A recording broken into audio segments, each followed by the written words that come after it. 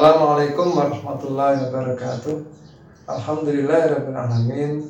Shalatu wassalamu ala asrofil anbiya'i wal mursalin wa imamal muttaqin wa ala alihi wa sahbihi wa man da'a bid'awatihi wa iltazama bi tariqatihi wa tarassama khutahu wa ja'ala al-aqidata asasan li fikratihi wal ahkama syar'iyyatan miqyasan li amalihi wa masdaran li ahkami al-abad.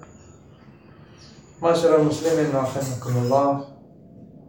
Alhamdulillah, bersyukur kehadirat Allah Subhanahu wa taala yang pada kesempatan kali ini di bulan Ramadan ini tak terasa kita telah memasuki hari ke-19 dan insyaallah besok kita akan menjalani ibadah puasa di hari yang ke-20. Semoga Allah Subhanahu wa taala menerima amal ibadah kita di bulan Ramadan ini. Salawat dan salam telah kita panjatkan kepada junjungan kita Nabi Muhammad SAW yang kita nantikan syafaatnya kelak di yaumil akhir. Masyaallah muslimin rahimakumullah. Allah Subhanahu wa taala berfirman, A'udzu billahi minasyaitonir rajim. Syahrul Ramadan alladzi unzila fihi al-Qur'an hudal lin-nasi wa bayyinatin minal huda wal furqan. Imam At-Tabari menjelaskan dalam tafsirnya bahwa hudal linnas bermakna sebagai petunjuk kepada manusia yang menunjukkan jalan yang benar dan lurus. Wa bayyinatin minal huda bermakna memberikan petunjuk atau memberikan penjelasan terkait dengan petunjuk tersebut, yakni menjelaskan kepada manusia tentang hudud-hudud Allah, tentang batasan-batasan Allah, memberikan penjelasan kepada manusia terkait dengan mana yang halal, mana yang haram. Kemudian wal furqan bermakna menjadi pembeda antara kebenaran dengan kebatilan. Artinya Al-Quran diturunkan oleh Allah Subhanahu wa taala untuk menjadi pembeda, untuk menjadi pemisah antara yang benar, antara yang hak dengan yang batil. Masyaallah muslimin rahimakumullah. Allah Subhanahu wa taala telah memberikan pada kita umat manusia berupa potensi-potensi, berupa khasiat-khasiat, yang mana potensi atau khasiat ini memiliki kecenderungan untuk dipenuhi oleh kita umat manusia. Apa saja khasiat atau potensi yang telah diberikan Allah itu? Yang pertama ada yang namanya hajatul udawiyah, kebutuhan jasmani, di mana manusia ada rasa lapar, rasa haus, rasa kemudian ingin, buang air, entah itu buang air besar, buang air kecil. Intinya ini merupakan kebutuhan jasmani yang dimiliki manusia, yang mana harus dipenuhi oleh kita manusia. Apabila tidak dipenuhi, maka akan mengakibatkan kematian. Sehingga perwujudannya manusia makan, minum, buang air, atau kemudian perlu juga ketika tubuh manusia ini capek, maka manusia perlu istirahat dengan tidur, dengan istirahat dan sebagainya.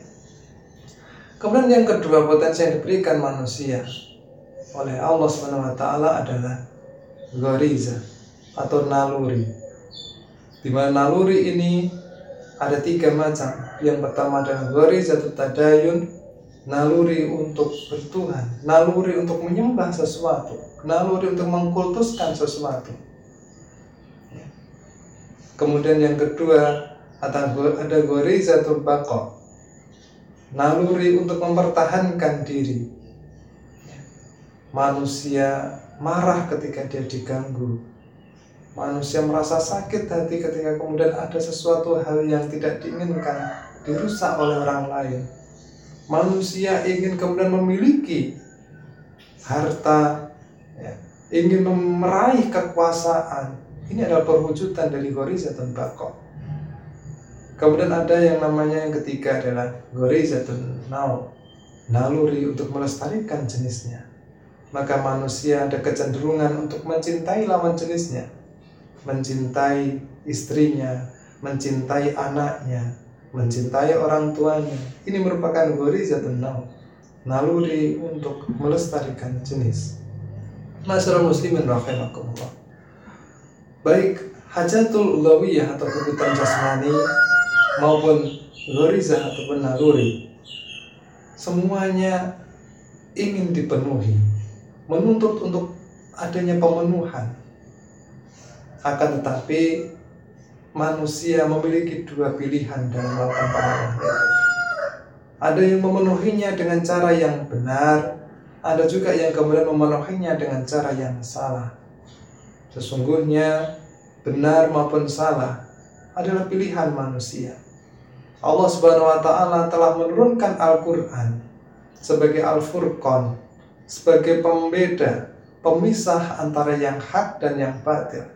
Al-Quran memberikan petunjuk kepada manusia bagaimana memenuhi hajatul ulawiyah yang benar, juga kemudian memberikan petunjuk kepada manusia bagaimana memenuhi naluri yang benar. Inilah fungsi atau kemudian makna dari pembeda antara hak dan yang batil.